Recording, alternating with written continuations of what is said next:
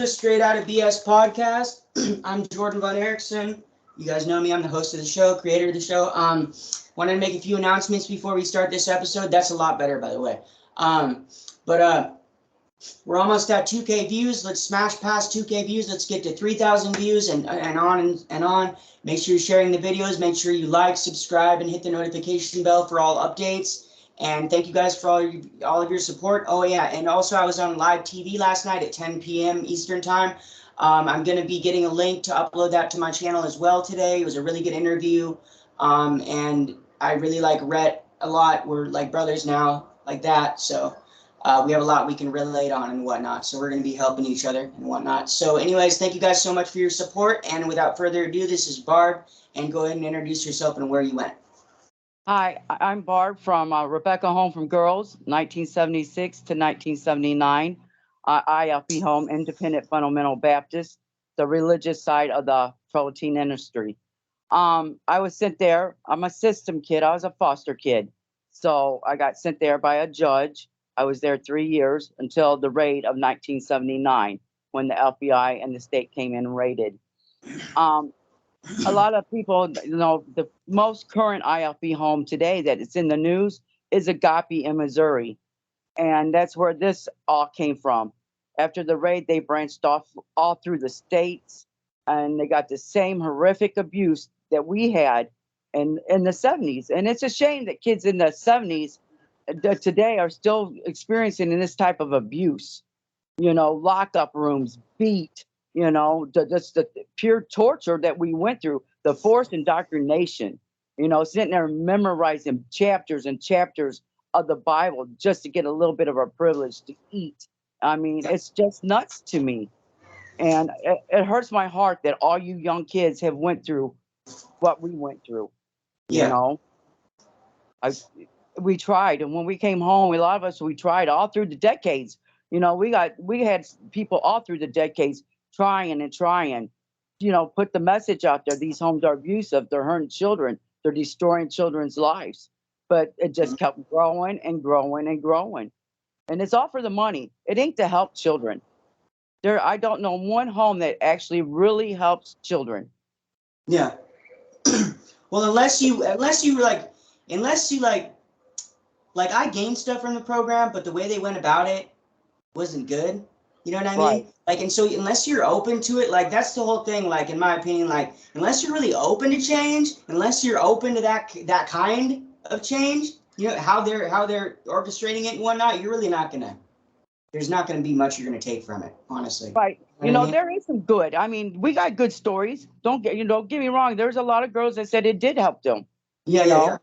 But the abuse is my program was very abusive. Yeah. I mean, if you don't do something right and you're going to get beat bloody, I mean, where you're bleeding, that ain't going to help a child. You got to take time with the child and teach them, especially teenagers, because a lot of the teenagers, we're already damaged by the time we get anywhere. Yeah. So you really got to know how to work with teenagers and teach teenagers. You just can't throw them in a system and say, you're going to change and you're going to do this. You got to build that trust and that love up. And for sure. And especially with teenagers, being told what to do, we don't want to be told what to do as a teenager. You know what I mean? That's not a good approach. Right. That ain't a good approach. You said you went to, what was it, Bethel? No, Rebekah. I was before Bethel. No, what school did you go to? Rebekah, that's what it was called. We had our own school. Okay, sorry. Yeah, we had our own school. Bethel branched off of us. 1978, Herman Fountain came to our farm. Now, the farm was 600 acres. They had the Anchor Home, the Lighthouse, and the Rebekah Home. And after the raid, they all branched, farm workers branched off, which started Bethel, Jack Patterson, and the rest of the homes. So it's like they all came from where I was. Okay. And as you know, every one of them have been abusive and raided also. For sure. Were you transported or were you tricked into going there? How did that whole thing? I was in 33 foster homes, 2 group homes, a state home, which was a residential school, Then I went to the mental hospital. They didn't have no placement for me, so they put me in juvenile detention. I was in jail. Okay. So till they found me a placement. And when we went to court, my mom and her friend from church came in and said a good Christian academy accepted me, so the judge approved me to go. Next day, I was placed in handcuffs in a little orange jumpsuit. I was taken to O'Hare Airport. The walk of shame. It was the walk of shame. I mean, you're 13 and your head's down, and you're so embarrassed. You're like a criminal, and you're thinking, what are these people thinking? And they flew me to Corpus Christi, Texas. So Okay. when I got there, I was picked up by an older woman from the farm, and I loved her all the way through my stay, and she was a nice person. She was a good person. She had her heart into this, and when I got there, it looked so beautiful. I mean, it was a big dorm. You had a church. Then you seen the guard shack. Then you seen the 12-foot fences with barbed wire. Then you're thinking, oh no. Then when you walked in, when they locked that door, I knew I was not coming out. And I didn't see or talk to my family for 3 years until the raid. Okay. So, that's how I ended up there. And it was closed in 1973. Girls, they already started complaining about getting cuffed to the drain pipes, beaten with, razor straps. I mean, the abuse was already intense in 73. So they closed it in 74. It reopened in 74 and they built the new dorm. So I was in a $3 million dorm. So for a foster kid who didn't have nothing, I'm like, oh my God, I'm finally safe. You know, this is gonna be okay. But it wasn't. It was brutal. And and it ain't that I have anything against God, because Sunday school is my safe zone. You know what I'm saying? I went to church in Sunday school. I was I was gonna already in ask the about that. Yeah. Yeah, I was already involved in the Independent Fundamental Baptist. So that didn't bother me. I mean, getting made fun of at school because you wore dresses down to your ankles. I mean, kids are cruel, and Yeah. you were different than other kids. And you lived that shelter life. And that's how he wanted. We couldn't talk about nothing worldly. We had nothing to do with the outside world. No TV, no books, no magazines, no toys. Anything that existed with the outside world, we were not allowed. And we had intercoms in our room, so they overheard everything you said. Could talk about music, and myself, I love music, you Yeah. know. So you couldn't talk. It had to be nothing but their beliefs and their indoctrination. Yeah. Okay. Do you want to go into, if you don't mind, a little bit of your upbringing, like your like what was, you said you went to a lot of foster homes, so I'm trying to like piece together like what happened with that. Like, were you adopted at birth? Like, what happened there? No, I was with my mom, and which I thought was my dad, but later when I went into foster home, they told me it was my stepdad, which I did not know. I was under his last name. Yeah. So, my stepdad was just an evil person. He was mean and very abusive, and he hurt me very bad, physically, sexually, and and when I realized, when you're little, you don't realize that it's wrong because you don't know no better because it's all you know. So Mm-hmm. when I got to about fifth grade, I'm thinking this this ain't right, because then Yeah. you see your friends and they're not getting beaten, bloodied, and black and blued. And I got hurt bad one time. I walked to the police station in fifth grade. Okay. Bloody, hurt. I was hurt, and they took me back home. And the cop went in there and talked to my mom and stepdad. Cop came out and told me if I would listen to my parents, I wouldn't look like that, and sent me back in there. Yeah. So sixth grade, I went to a private school, church school, because I wasn't allowed public schools. So sixth grade, we still changed for PE. We had PE outfits, so, the girls, we still changed. And I got called in the office the next day. It was reported that my back was black and blue, and bruised pretty bad. And a DCFS worker was there. She took pictures and everything. Next day, I went to the doctor. I got a doctor's note. I never dressed for PE again. I was asthmatic. I never took PE again. Yeah. Yeah. So, but I had a caseworker now that's kind of monitoring me. It's Okay. then, when they realized, what was happening, and I went to they took me to a doctor about an hour away and had me examined for sexual abuse. When that was, confirmed, they removed me from my home. Okay. And that's how you initially got into the foster care system, right? Yes. Okay. And back in the 70s, things have changed now, but today they're called throwaway kids. But Yeah. back then it was called the runaway community. I mean, we had a whole community, Yeah. throughout the states.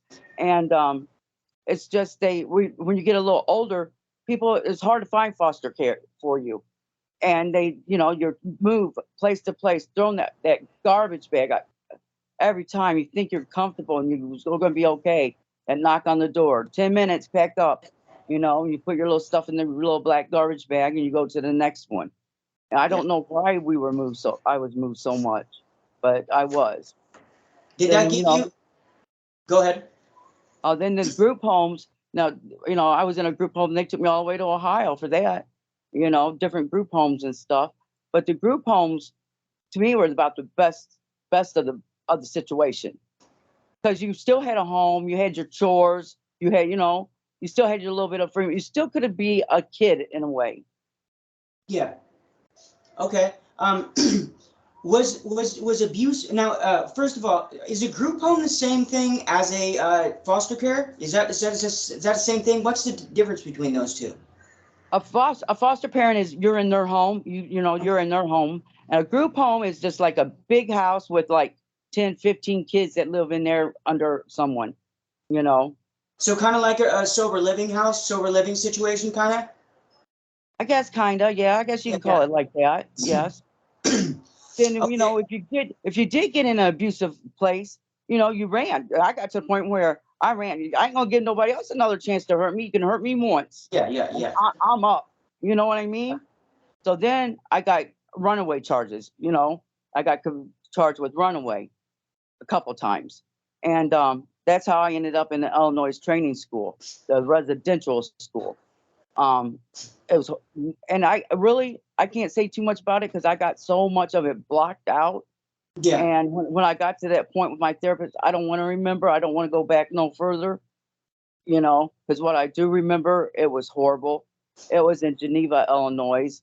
And when they tore it down in 1978, and they found 55 bodies, 34 were babies and 15 were girls, you Wow. know. And they built a subdivision and left the graveyard. They built this whole brand new subdivision around these children that they found, you Wow. know. So, I don't really want to go back that deep in my memories, But For sure. For sure.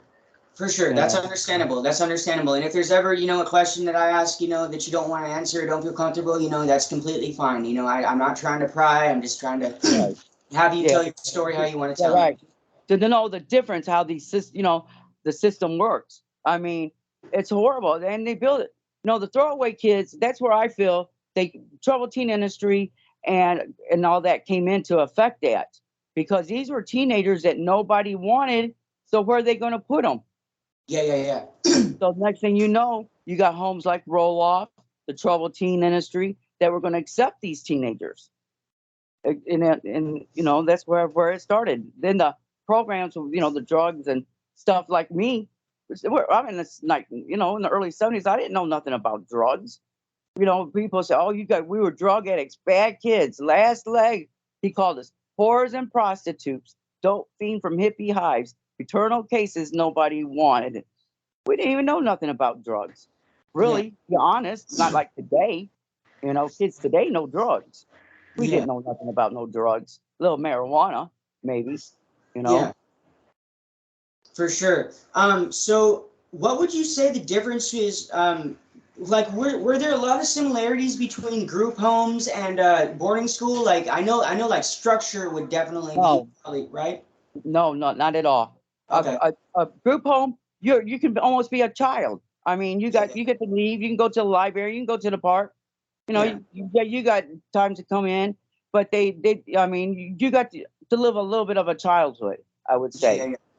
I mean, they didn't have no programs. It's just a home. You had chores. You did your chores, and and you can go and be with your friends and stuff, and come back, for lunch or dinner, and do your chores. Which all teenagers need responsibility. Yeah, Don't yeah, get me wrong. yeah, So no, you got to be. A lot of people didn't like the group homes because they kind of were a little. You could run a little wild, I guess. You know, it wasn't running wild. It's just you didn't have that much supervision at the ones I was at. You yeah. know, so Okay. The only reason I ask is because I've had a couple friends that have been in foster care and that have told me that there are some bunch of scandalous stuff that sometimes goes on in there, and abuse and whatnot. So I was just asking what yeah. your experience Well, was. yeah. I mean, it's probably changed from the '70s to now. I Yeah, mean, you know what I'm saying? 'Cause no matter where you're at, if you're a predator's going to seek where children are. yeah, for sure. You know what I'm saying? That's why backgrounds are so important. IFP and homes don't have backgrounds checks, and that's so important. How are you going to work with children and no background checks? Because that's where they're going to. It don't matter what scenario it is, they're going to hunt where children are. You know, Yeah. so And for people that don't know, what is IOP? ILP, Yeah, ILP, yeah. ILP, Independent Fundamental Baptist. Okay. Yeah. And okay, walk us through your first few days at the Rebekah Academy or whatever. Like how long did it take for things to fully sink in? Did they go over rules with you? Oh, Any it of took that? right away. I mean, so we had a long walk hallway we went through, and when you look down, it was beautiful. Yeah, I mean, it's had the 70 paneling and everything now, but back then it was beautiful, and they had the piano at the end. You seen the beautiful living room. Go in the office, you got your little luggage. They started going through my luggage. You can't have this, you can't have that, you can't do this, you can't do that. I'm just sitting there. Then you got to go take a Lysol shower for bugs or whatever. You get thrown in the shower, you know, and I took my shower. Then you're handed uniforms. We had uniforms. Yep. So, Yep. yeah, we had uniforms. You're handed your uniforms, and they showed me to the room, and nobody's talking. It's like, okay. And everybody's like, went up, pointing at the intercom.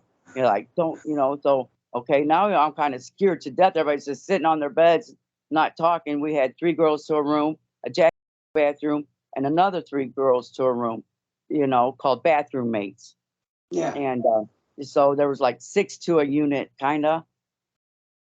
Then, the rules were crazy. Like, I mean, like, failing to tell on a sinner. That was one of our rules. Failing to tell on a sinner, that's when you don't tell on somebody. Yeah. So many times I got drug in the office and getting licks, and these are licks are from a board by a grown man. Yeah. So or Mrs. Cameron, I never got hit by Mrs. Cameron. I got Mr. Cameron every time. I mean, all the girls say Mrs. Cameron was brutal, but I can't say that because I didn't experience that. Yeah. Um, but they're like something in my bathroom. Now this is a whole different room connected to my bathroom. Did something, and bathroom mate, and I didn't tell on her. What am I supposed to tell? I didn't know, and it didn't matter, you know. Yeah. So they got you in a lot of trouble, and if like if somebody did something they didn't know who it was, they would call us all out until Oh yeah. somebody confessed, and we stood in the hall straight, couldn't move, couldn't go to the bathroom, couldn't lean. I mean, I watched girls fall out. I watched girls pee on themselves. We're talking 10, 12, 13, 14 hours sometimes, Yeah. And I don't know if, whoever confessed took it for the team or they really did it, but it would end. And a couple times that happened. Okay. Did they go over rules with you or anything about like when you first got there? Like, was there a manual they gave you? Did they go over like No, rules, policy? Nope. well, we Okay. had rules. Our rules, we probably had like 15 rules, Okay. maybe, but them 15 rules covered so much. I Yeah. mean, and Yeah. now, I mean, yeah, they could expand it now, like where they are, like the newer IF, they got like a book, rules, and this and that, but we didn't, and we had no medical attention because we, they didn't believe in it at first, but they didn't have custody of us, so they couldn't take us to like the hospital or a girl got stabbed there 5 times in the back, and they couldn't treat her. They had to call her mom, and her mom had to drive from Kansas to Texas with 5 stab Wow. wounds in her back and Wow. take her to the hospital, which caused another big commotion. After that, you had to sign custody of your child, temporary custody over. That's where the temporary custody came in, where you had to sign for they can do medical treatment. Yeah. Okay. But like our rule, like like meeting of the eyes. People say, "What the hell is meeting of the eyes?" But meeting of the eyes, like at church, if you look up, you couldn't look at a boy, you couldn't look at him in the eyes. You gotta look down. I mean, it covers so much and so much craziness out of one little rule. It was unthinkable. Yeah, and I'm sure people could, stretch it and, put certain things you did into that category because, it's like it's a blanket terms. You know what I Right, mean? right, Right. Okay. and that's So they really can what it use it was. to. But I broke one of the top 5 rules. So almost every week I got 20 licks. You know, and you think after getting beaten, 2-3 years you would stop, but I couldn't. And that was nail biting. That was in a rule. Nail biting. Wow, I would have fucking been done, man. And I me too. And a lot of times I didn't even realize it. And I wouldn't even realize it. And we'd be, doing our little scripture or something, and here I go, and Mr. Cameron snatched me up and in the office so many times, you know.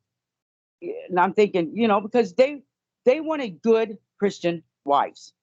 That was their intent with us. We went to school, we learned how to. I mean, I loved it.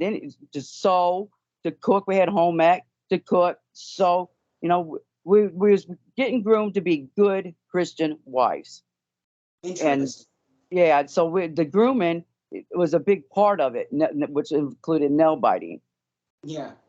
And nail biting, it can have its own health things, but it's a self-soothing behavior. It's a But- self-soothing behavior that people do a lot of the time unconsciously without even realizing they're doing it, right?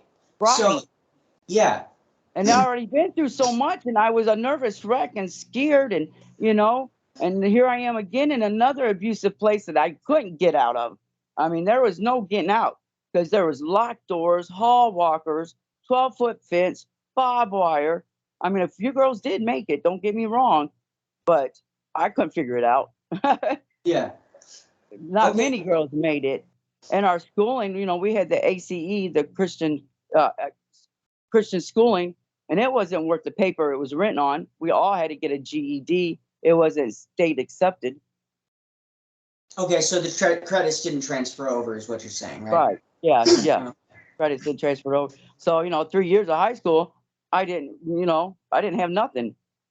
Yeah. So I went to a church school at the beginning. So when I tried to sign up to go to college, they're like, or go to high school. I went back to high school, and they're like, well, you're so far behind, you'll never make it. And Yeah. I'm like, what? Because I was working so hard in there to get caught up. I threw myself into school. I'm like, well, if I'm going to be here, at least let me get something out of it. Let me go to Yeah. school. Let me get caught up, because I had big dreams. I want to be an anesthesiologist. That was my goal. I had big dreams. And then I was told it wasn't worth the paper it was written on. I had to get a GED. So. It must have been devastating. Um, Walk us through the like what was the seminars like end goal? I know you said like to be a good wife or whatnot. Did they have seminars? I know you said you went to school. Like, was there any of that? Like, what was the whole like structure of the program? Okay. No, we didn't have seminars. You got where the W.W.A.S.P program had seminars. No, we Yeah. didn't have. We had church. We had Lester Roloff preaching 3 times a week, and Bible study. It was all King James Version Bible. We had to memorize a chapter a month, Okay. not verses. They would pick out a whole chapter, and you had to have to memorize that chapter. And very few girls really could do it because they were there because they had issues, and they didn't believe in like what is it called, ADD or whatever and stuff like that. They Yeah. didn't believe in that at all. So the girls that struggled, they got punished, and they got punished bad because they couldn't memorize a chapter. I mean, the King James version Bible, it ain't even real language. I mean, yay and thee and nah. And so it was hard for a lot of girls to do that. And they would get punished. They would have to write sentences, write the chapter 1,000 times all through the month. You know, I myself, I could memorize because I didn't get to go to much school, but I could memorize things. And I had to teach myself. Yeah. So, so I would read encyclopedias because they had a set of encyclopedias, and so I would read that. So I didn't have a problem with that issue. And for my reward for memorizing that chapter, I got to play foosball for an Okay. hour. You know, which nobody else can memorize it, and you're by yourself. It ain't that fun, but I got to play around on foosball table. That was my reward. But no, we got up. We got up about five in the morning, 6, and then over the intercom they would say, uniform. Tell us what uniform to put on. Red skirt, red shirt. Blue skirt, white shirt, whatever. Then we had these little ties we had to wear, and we would get go on to breakfast. Breakfast now is all health food. We ate no meat. We had fish. They claimed we had fish, all of the fish we wanted. I was there 3 years. I remember fish 2 or 3 times. I remember we had no meat. It was all health food. We grew what we ate. We had a farm, so we all had to work in the fields. Being So asthmatic. child Yeah, labor, right? yeah. Okay. So we worked, and I was asthmatic. So being asthmatic, and they didn't believe in medical, they wouldn't let me have my inhalers or no treatments. So, sometimes if I go on an asthma attack, which, all you want attention. I have asthma, so I know. I have Yeah. asthma. So Yeah. You want attention. And they would give me this little paper cup of vinegar. I had to drink vinegar, and they give me a brown paper sack and set me in the office, you know. And many times I thought I wasn't going to make it. I thought, man, I'm really going to die. They're going to let me die in here, you know. But I did make it out, but they didn't believe in no medical. And them hot fields, and I'm from Illinois, so I ain't used to Texas heat. That's a whole nother breathing problem. And then you're on there, and they didn't give you nothing to drink. You're out there 8 hours in Texas heat working fields, and it was rough. That was rough. That was probably one of the roughest things for me. Then we went on to school. Now we ate 3 meals Monday through Friday. Saturday we only got 2 meals. Sunday we didn't get to eat because we went to church twice. There was no food on Sunday, but after church they would bring us pull in a semi, and whatever was on that semi we could eat all we want: watermelons, oranges, grapefruits. You know, well, if you're hungry, shoot, I got to where I could eat 2 or 3 watermelons. you know, but if the trick was, if you go to church that night, you're not allowed to go to the bathroom.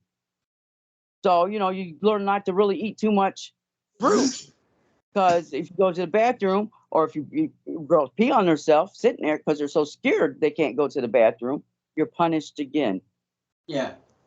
you know. And then the lockup room was nothing nice. Our lockup room. Intervention, solitary confinement. Was that? Yes. Okay. Yes. That's what we called it, lockup room. And it's just a room with a bed in it and a toilet. You didn't get to take a shower, and you got little food. You got, very little food. I remember getting a peanut butter sandwich and a glass of water once a day. If my memories could be off a little, because sometimes it's a long time ago, but that's what I remember. But they had the intercom system, so 24/7 you heard Lester Roloff preach. It's just, the hell, brimstone, you're going to hell, you're no good, you're scum of the earth, repent. So, if you're in there for days and months, girls were in there sometimes for a very long time. My friend was in there so long one time that we smelled her in the hallway. It was so horrible. I mean, it was just like the dead smell, you know. Do you feel like they were using religion as a guise to like abuse kids? I know you'll probably agree with this, but do you feel like they were using religion as a, hey, it's a religious school, so it has to be okay, da da da da, but inside they're beating the kids? Is that how it kind of was? Using Yes, like religion yeah, as a guise? that's what they believe in. I mean, Yeah, that's what they and still teach today. yeah, yeah, Spare the rod, spoil the child. You yeah. know, they thought the more you beat a child, the more they were going to help you. You know, Yes, I do believe that. They're very strict. And, it's really kind of well, I shouldn't say cracked me up, but it kind of put me in shock because, like TikTok, um, everybody's freaking out like Greg Locke, when he first, the book burning, I don't know if you know anything about that, when they burned the Yeah. books and it went all over the media. We had book burnings all my life. We had them Yeah. twice a year, once on a summer camp and once on teen night, where you take the worldly items and you burned them, so we were used to that. And it didn't really dawn on me at first. I'm like, why are these people acting so crazy about this? Because I guess I I thought I knew. I guess everyone, but I see now that it don't. And homosexuality, when they say right now, where they're saying burn them, kill them, Yeah. that there that you got beat, tortured, conversion camps. They were horrible in the Independent Fundamental Baptist, Southern Baptist break off. Yes, and if you were, and they did find out that you were gay or something, oh, they treated you so bad. You were black, blue, and in lockup constantly. They try to convert you to their religion, is Yeah. what it mainly was. We were put there to get indoctrination, and to be changed into their religion.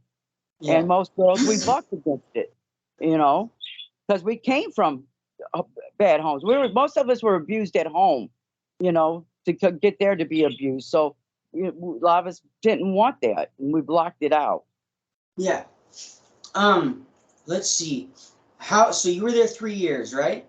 Yes, Okay, did you graduate? Was there such thing as graduation? Could there you? was, but I got out when it raided. I got out right before graduation. So I went to no, I didn't. I got GED, but we had he called them love gifts because he had a radio station, and he would go on this radio station and he would tell people how we was unwanted and whores and no good children, and people were sending these love gifts, sending millions and millions of dollars to him. I mean, yeah, millions. And they would take the girls and travel to like different churches and smile and sing. And I hear a lot of people say, well, you were smiling and singing. Yes, we did get up there and smile and sing, because the consequences after that were not good. You know, there was completely different what you saw and what was behind them closed doors. We were getting shattered behind them closed doors, but he got rich off of that. And we was in the biggest church and state case, probably still to this day. I mean, it was a 6-year battle with the Supreme Court.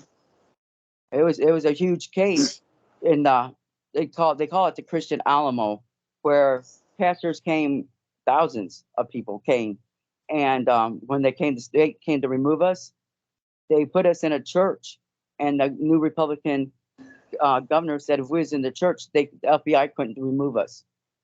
So they put us in a church, and people made a human chain around the church, and the girls were in there about 5 days before all of them were gone, until the last girl was gone. Wow. So essentially, he was getting paid and making bank off of defamation, what would be considered today defamation of other people. Yes. And probably not calling them. Was he calling you by name, the people by name in the programs on the radio show, or was he just blanket terming? No, he called us whores and prostitutes, dope fiend from hippie hives, eternal cases nobody wanted. Yeah, Help that would be help defamation these poor nowadays. girls. Help these poor girls. Well, I need money to take care of them. You know. Yeah, for sure. Why we're getting cuffed to drain pipes, beat with razor strap, put in lockup rooms. You know, and plus everything else was going on. Yeah, and it's ironic because a lot of I have my own thing about religion. I'm not really religious at all. I'm spiritual, but my whole thing is like most religions are, all about love and loving others. It's like, where's the love in torturing kids? Where's the love in taking kids away from their families? Where's the love in presenting it as, oh, it's all love and light, but it's not. You're beating the kids behind closed doors. It's not love and light. There is love and light in there, but that's not what you're showing. That's not what And a lot of God's people preach. say that. Well, them ain't real Christians. Them ain't real Christians. Well, you know what? Jack Hyles, Lester Roloff, the ones from the day, they built industries. They got colleges. They got big profit out of this.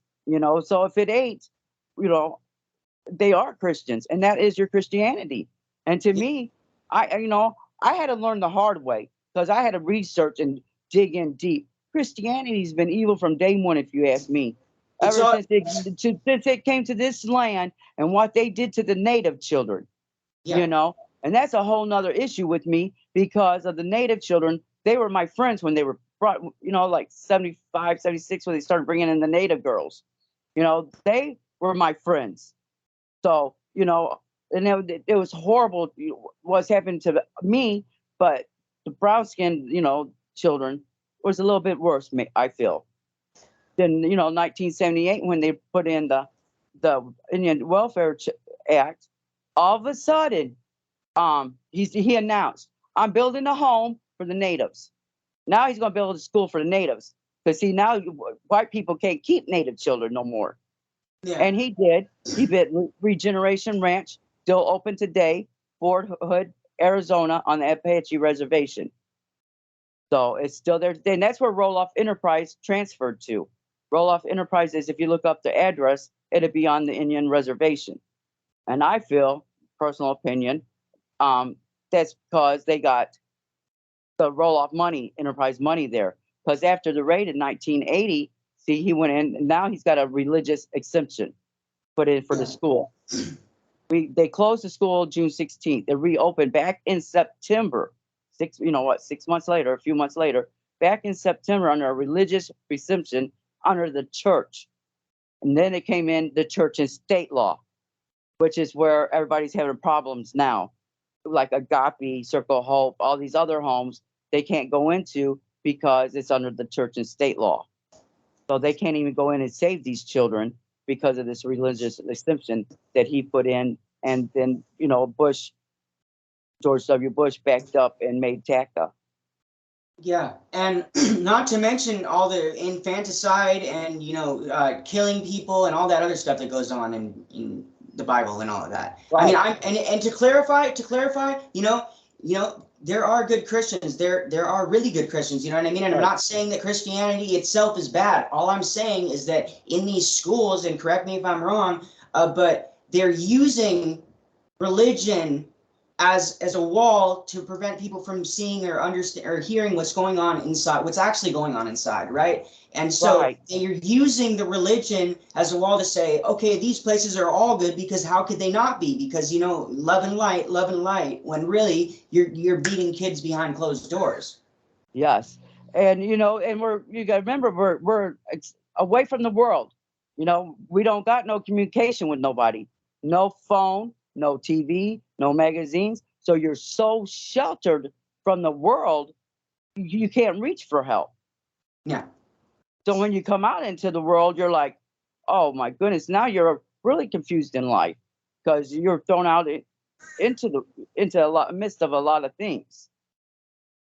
For sure. And I was also going to say that, and it's not just Christianity either. It's all religions can be this way too. And in my opinion, if you're going to be religious, especially Christians, you should love people and you should forgive. And because that's what your Bible says. You know what I mean? Right.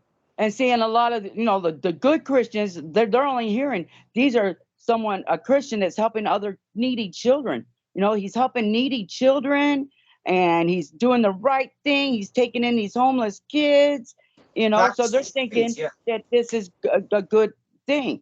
But everything from it is bad. I mean, he sold our babies. He sold babies for cash money.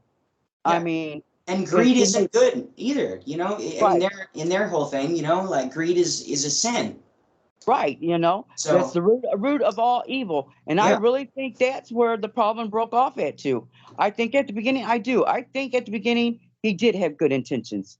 When it was small, and I think he did have good intentions, and it just got so big, he was making all these millions, and a lot of people say, well, he wasn't there. He went here, and yes, he did. But don't forget, that was his home. He loved our home was here. There was a fence, and that was his home.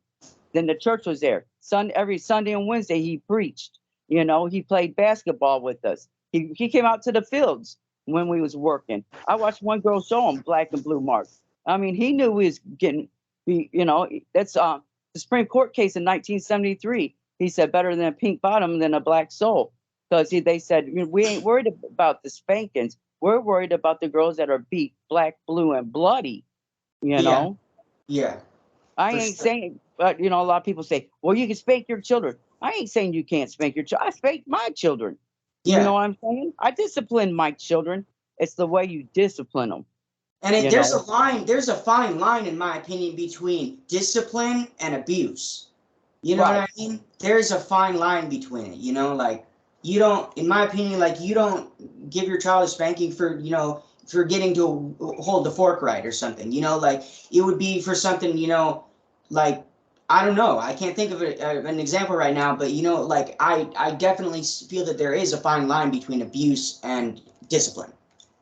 Like in the 70s, you still got SWATs at school. I'll explain it.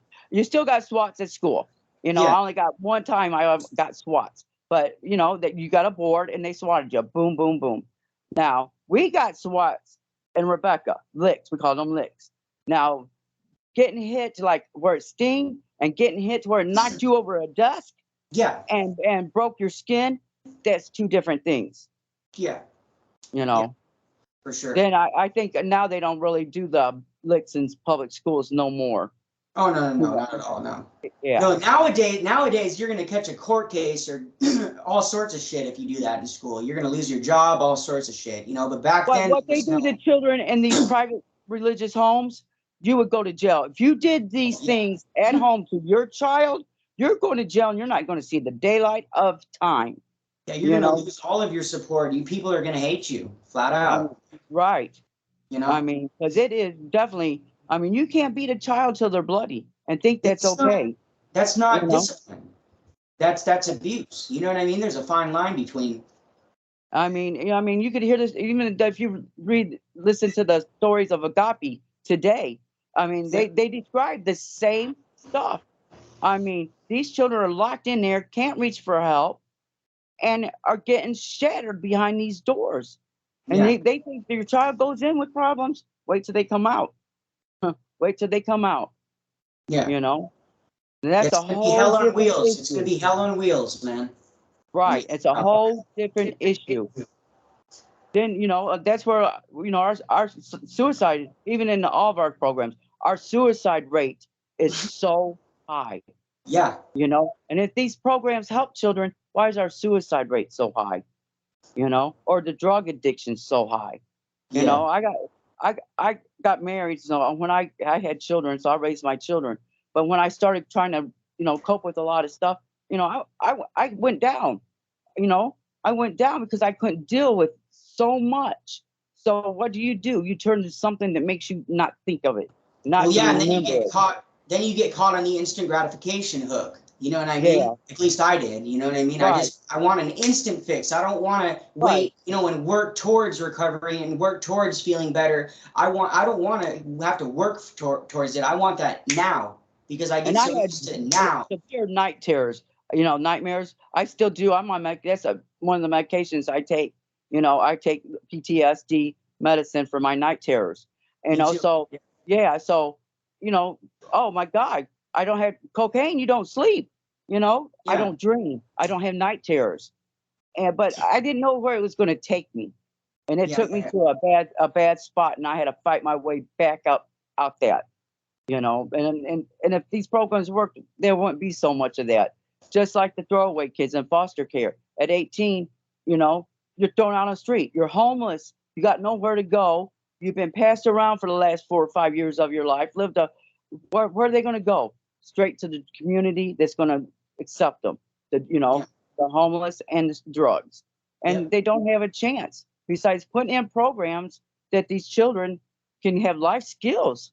Teach them life skills. Teach them how to get on their own. I got emancipated. How to write a resume, how to get a job, how to do a job interview, stuff like that. Why should a child at home, get to go at 16, get to go work, get a driver's license, get to do things, but a child in foster care is in a lockdown facility like prison and can't even experience nothing. Get 3 meals a day in a hot cot, just like prison. That's how they get institutionalized, and the prison system keeps on going. because that's what they know. You know, that's what they live. That's all they know. They For ain't sure. taught nothing else. Did you feel like, since you were in so many foster homes and being sent to the program, correct me if I'm wrong, but I'm sure you probably feel a lot of or let me just ask you, do you feel a lot of like you're worthless, or like back then, like did you have a lot of feelings of worthless, or like I'm just, nobody wants me, like type thing? Was that a lot constant in your? I think that's one of the hardest things I dealt with all my life. All my life, because I didn't know my self-love and my self-worth. I'm just learning that, really. I'll be honest with you, in the last probably 5 years. And At that least you're caused learning it. relationships. Yeah. It ain't even in my relationships with men, because I put up with so much because I deserved it. I was no good. Nobody wanted me. I mean, if my own mother didn't want me and love me, who else? Nobody else is gonna want me and love me. So Yeah, and that, that's I think, that's is one of the something hardest things. that's something that stays with you too, I feel like, and that's, your body remembers that. Like for Right. me, I was adopted, my body remembers how that feels, even more so than my mind does, because I wasn't as conscious fully as a newborn baby, but my body remembers that shit. Right. And see, and I never thought the body keeps score when I read that book. I didn't realize the difference, because I've always been a sicky kid, and I've had always, and how much trauma affects your physical health, Oh and yeah, it really does. And it's crazy so how much it does. yes, it really does. And I'm thinking, man, what would my life have been if I was just loved? You know what I mean? Just not even loved. Let's say wanted, because Accepted, yeah, because love, when right? you get to a teenager, you're not looking for love no more. You just want to be accepted, a safe place. You just wanted to be secure and wanted. You know. Yeah. Let's do so after you got out of the program, or hold on a sec. Were there any runners? I know you told me about some runners. What was their policy on runners? How did they handle them? What was the craziest thing you heard in that aspect? Yeah, they had runners. I just posted on my Facebook page that one of them had to get put into protective custody, not to return. He, because the police would, they would take them and give them, put them like under witness protection program Yeah. sometime, where they didn't have to go back to the home. There were court orders for him to release certain girls, and he wouldn't release them. I mean, his big thing was he wasn't letting the government tell him what to do. Well, He's yeah, taking he these goes kids larger in and than help. everybody. Yeah, taking these kids in and helping them, and he didn't want no license. This is unregulated, unlicensed homes. It was nuts. If the one girl did run and she got a hold of 60 Minutes, and they came out and they did episode in 1978. I was there and don't even remember it, but Yeah. I must have blocked it out. And she ran, and her, after she ran, somehow or another her parents sent her back. So after all this commotion and she was sent back, you Yeah. know, she was abused pretty good. She wasn't their favorite, put it that way, For But sure. very few were sent back after they ran, because the first abuse case in '73, it didn't even come from a child. It came from a parent picking up his daughter for a visit and seeing how another girl getting beat with a razor strap. So, and cuffed to the drain pipe. So took his daughter and went straight to the police station. And that's what As he started. should have. As he should have. Yeah. You And know? that started the whole case. Everybody's like, oh, it's over this licensing. He didn't want no licensing. No. All right. After that, they wanted to check on the girls, which, come in and check. He refused. And so he made a plea bargain that he would not cuff girls to the drain pipes no more. That was in the plea bargain. Of course, the next go around, got cuffed to the drain pipe. He broke the plea bargain. He broke the agreement with them.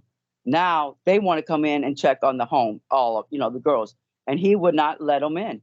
No, you're not coming in and checking on the girls. So now they've said you're unlicensed. We want you licensed. We want to be able to come in and check on the safety of these girls. Yeah. You know, and he refused. he refused. And I mean, it was a big, like I said, a 6-year battle all the way to the Supreme Court. So, and he never once let the, well, I take that back. I think one time he did let them walk around one time. But other than that, he would not let them in to check on us because he felt he didn't have to, because he was unlicensed. He would, his laws were by the big black book, not by the, the land. That's what he called it, not by the land. He, so. Okay. So were you in there when it got shut down? I left. You left and then it got shut? No. I was there, but I haven't talked to my family, nothing in 3 years, no contact. Now you are allowed a phone call once a month or a 6-month visit, but I didn't get them. So I haven't talked to no one, right? May 28th. The raid was June 16th. Okay. May 28th, I get called into the office and they said I had a phone call. I'm like, I had a phone call? I get on there, it's my grandma. Of course I'm crying. Ooh. My grandma says, Barbara, do you want to come home? I said, I want to come home, Grandma. And I was crying. I was on a plane the next day, June 1st. And the raid was June 16th. So I think that they knew the raid. I think they knew it was coming. And with, and I had a hamburger butt. I was pretty black, blue, and bloody, because by my nails, I pretty well stayed that way. But, and I think I was in one of the first ones they kind of shipped away. They didn't want you to talk, I bet. Yeah. I bet they were trying to get your good graces. Right. And I was about the first one to get shipped away out of the group because they started sending girls home. And, at first I'm like, why do they? And it kind of got me in my feelings because, Mr. Cameron filled up a bus of girls the night before the raid. He took his special pets or whatever you want to call them on the run. And then, some girls got sent to New Bethany. Some got sent to Bethesda, where they started shipping them to other girls. And then the girls, they couldn't find nowhere to go. They were in the church, like I said, held in the church, and parents were coming to get them. And I'm like, God dang, even the cult didn't want me. You know what I mean? That got me even feeling even a little bit more unwanted. They were beating me, but at least they helped me and I was fed. Yeah. So I went back. Now the whole 3 years I'm there, I didn't even talk to a caseworker. DCFS, no caseworker, no nothing. So when I got home, here I am. I'm almost 16, and where am I going to go? So the state wouldn't let me live with my grandma because she was single and work. My aunt tried to get custody of me my whole. So they fought for me the whole time, and their income wasn't enough. Even though they were buying a house, had 3 girls, and she was a school bus driver. My uncle worked in a factory, but it wasn't good enough for the state. It's state income to approve me. So, how do they expect people to have a decent amount of money unless they're a millionaire with 3 kids? Kids cost a lot of money. You know what I mean? Like that's some bullshit. Right. And it's hard to be. People's like, be a foster parent, and I say that too, because I do think foster parents, if you got your heart into it, not for the money, what I'm saying, because there's a lot of abuse there too. But if you got your heart into it and stuff, and like me, I could never be you think I wouldn't take in kids? I took in many kids actually, but not by the state. I wasn't a licensed foster. I took in many homeless children. In my little town where I live, if there was a runaway, the police would come knock on my door and ask if they were there because they knew that's where they would go. And I would tell them, yes, they're here. Just let them spend the night, let things calm down at home, tell their parents that they're here. A safe zone is what they need. Yeah. But yeah, it's, that's a lot to jump through the hoops to be a foster parent. For sure. So let's go into, after you got out, reintegration into society, where you are today, and just anything else you want people to know about these schools, anything like that.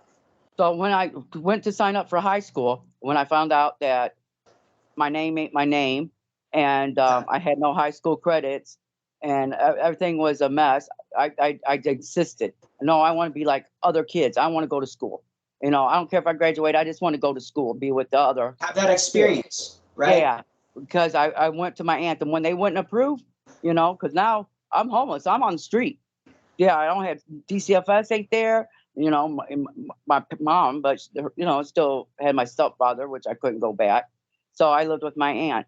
And when my counselor at school, the high school counselor, and they came and talked to me, and I was pregnant. I got pregnant, so I'm pregnant. This was too. 16. This was at 16, or how 16. old were you? I was 16. I wasn't Okay. home very long, and I'm pregnant. And that's another story I don't want to get into. But anyway, they took me in the office and they're like, "Have you ever heard of the T.T.I program?" No, it's a program where you can work during high school and still go to high school. So I got a job working in the high school cafeteria at lunch. So I worked in the kitchen at lunch while other kids were at school, and then I took a night class at night, which led me to the emancipation program. Okay. So I got emancipated at 16 and became a legal adult. One of my best friends had that happen too, so I'm familiar. Yep. Yeah. And So people that don't know what that is, for people that don't know what that is, maybe for a viewer watching, emancipation is essentially when you get declared an adult before the age of 18. Am I correct? yes. So now Okay. at 16, I'm a legal adult. And when my child was born, I went to, you know, at 16, now I can get a full-time job. So, because I'm a legal adult. So I Yeah, worked yeah.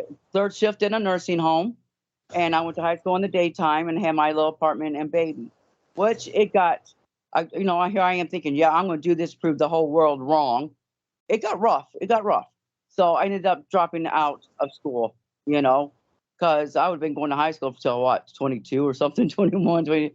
So I just dropped out of school and got my GED and just continue working. I've been paying bills ever since too. But Okay. you know, and I got just made a life for me. I made my own family. You Yeah. know, to a lot of people, like, because they used to say, you know, it hurt me because I didn't have no family. You know, nobody cared, and I didn't have a mom and stuff like other kids. But I made my own family, and now I had 3 children, and my children are doing good. My son, he's going to retire from the army at 38, which is 24 years in the next year. My daughter works at the hospital. My other daughter owns her own business. There They you got go. yeah, they got children. Now I got grandchildren. Now my granddaughter has 3. Now I got 3 great grandchildren.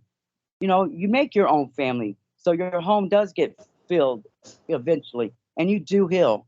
You know what I mean? A lot of people think, oh, you never heal, but you can heal. You know, it just takes a long processing of healing, of a lot of tears and a lot of heartache, but you can heal and move on with life. For sure. Knowing what you know now, is it your opinion that these places should or even could be regulated at this point, or do you think that they should all be shut down? I think that it should be demolished Okay. to the ground. You Okay. know, and I'm saying that because I'm going to go with my side of this, you know, IFB part, the Independent Fundamental Baptist homes. I'm saying that because these are not good Christian people. It's for money and greed. They all got rich and wealthy. I mean, if you look at anything, any of these homes, every one of them, they've got track records of abuse after abuse. And when they do get caught of abusing a child in one state, only thing they do is pack up in the middle of the night and go to another state, rebrand and reopen.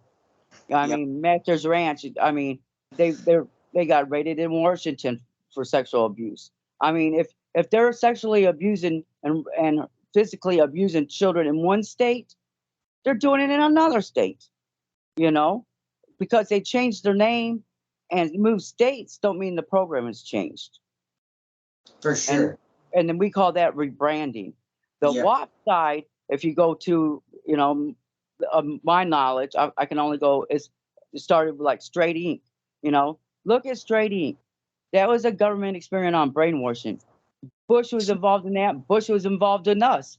I mean, I got the document where it says torture by government officials. That's us in this document. And when you read it, you're thinking they knew the whole time that were in there getting shattered behind these doors and didn't do nothing. And then the same with Straight Ink. They knew this was going on, and that's where all these programs kind of like broke off from. Yeah, So if it started evil as the roots, it didn't get no better. for sure. I agree completely. What was the craziest thing, worst thing you saw in the program, and what was the best thing that you saw in the program, if there was anything?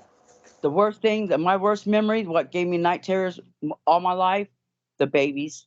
When my bathroom mate was pregnant, and when you got pregnant or came in pregnant, you got sent to Bethesda, Mississippi, and they took your baby from you. You didn't have no choice. You didn't get to keep your baby, and it was placed in the Christian home. It had to be a Christian home, and most girls didn't come back. Or girls that traveled and sang, they would come back and say stories and stuff like that.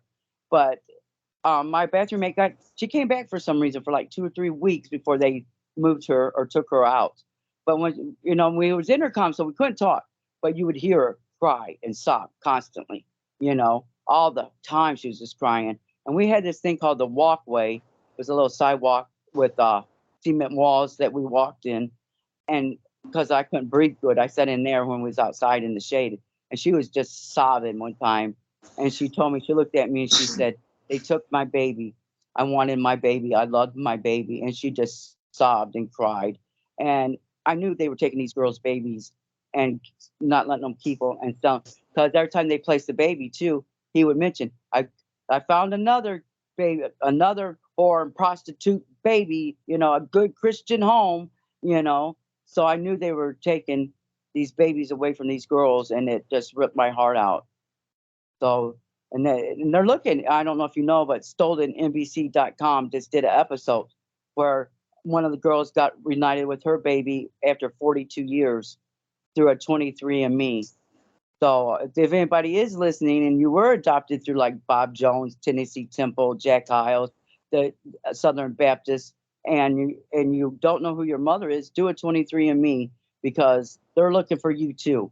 You wasn't abandoned, you wasn't given up, you were stolen. They took them, and that really affected me a lot, knowing that dark secrets, Okay. And I guess the best thing I would say, I did have shelter and food. I mean, through, I guess. Okay. And did you ever hear about any forced abortions going on? I know you were talking about conversion Oh going yeah. on there. Matter of fact, if you watch Victory, Pieces of Victory, Yep. Janine Miller, I'm friends my with her. my Yep. my friend, we just did an interview with her, and she talked about her forced abortion and how it affected her. You Okay. know, and it's like a Epsom salt drink. I don't know what they put in it, like a Epsom salt drink, and they drank it, and she passed her baby. And they didn't let her. She needed to rest. They wouldn't let her rest. They made her clean the carpet, scrub the carpets. Still afterwards. And I know this sounds gross, but Lysol douches, Lysol douches, and you think, why? I had to do some research on this, but really in the 1930s and 40s, that was really a common thing. Yeah. But if you get the quantity and off balance, it makes you sterile. It makes you sterile, and you can't bear children. And a lot of girls do have that issue too. And a lot of girls, we have, even including myself, we didn't have periods in there. Our periods stopped, our monthlies. And we was always told they were giving us something in our food. Now a lot of people say it's just like concentration camps, it's stress, it's this, it's that caused these issues. But I would say I wasn't stressed, because what I've been through, I mean, that was probably the better of the evils. You know what I mean?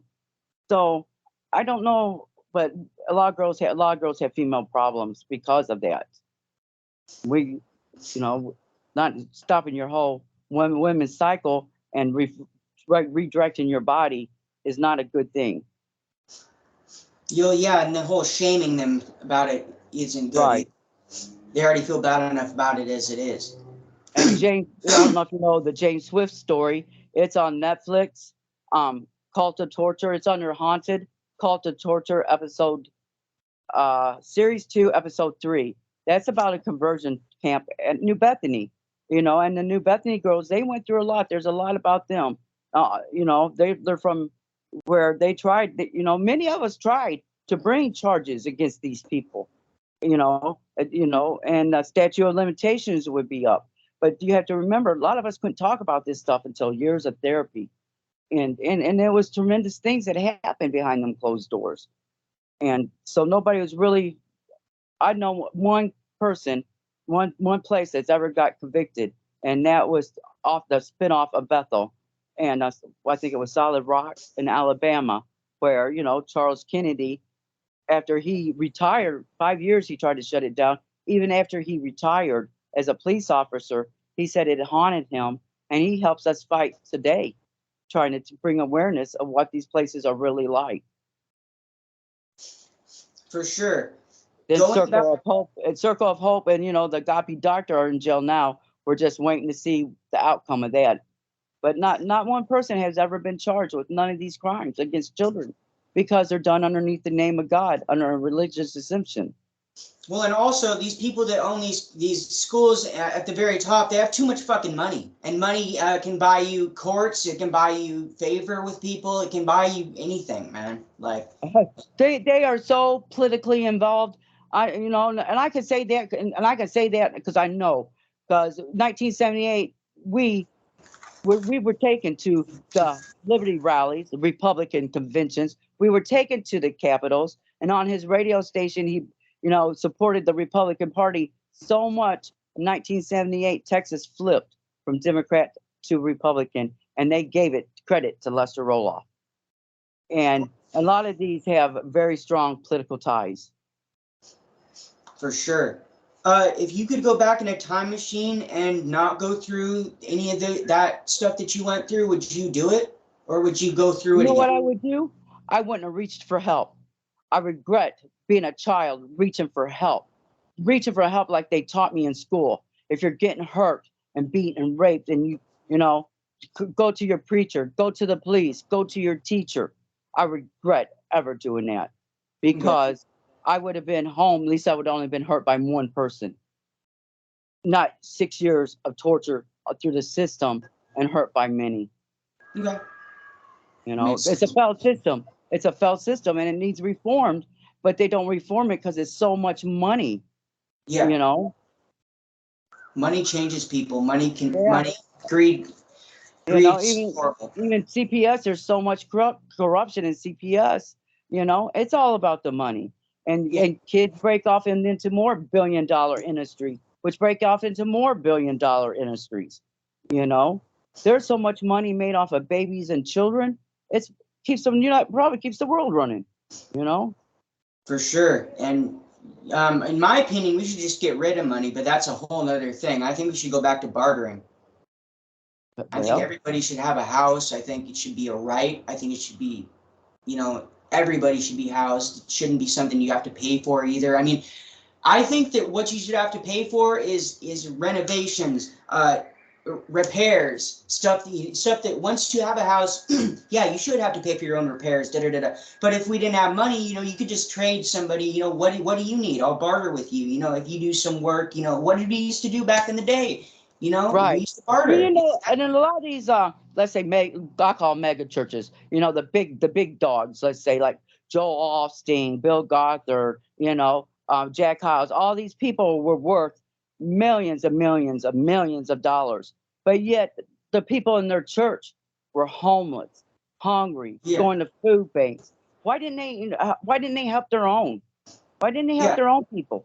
You know what I'm saying? Besides taking in the poor and making them think they're going to go to hell and damnation if you don't give them money. So a lot of these older, especially the older people, back in the day, they would give their last dime to the church, and sit there and go hungry while they're building up $1 million industries for themselves. Yep. And Lester Roloff, he had Peaceful Valley. Here's a good example. Peaceful Valley, that was for the retirement home. He had 6 homes. That's the retirement of the older people, that sold their homes, their cars, gave all their money and supported him. in 1982, when he crashed in the airplane, died. That's the first home they sold, and all them old people sat on the street with nothing, penniless. Yep. You know, why ain't they taking care of their own? For sure, for sure, for sure.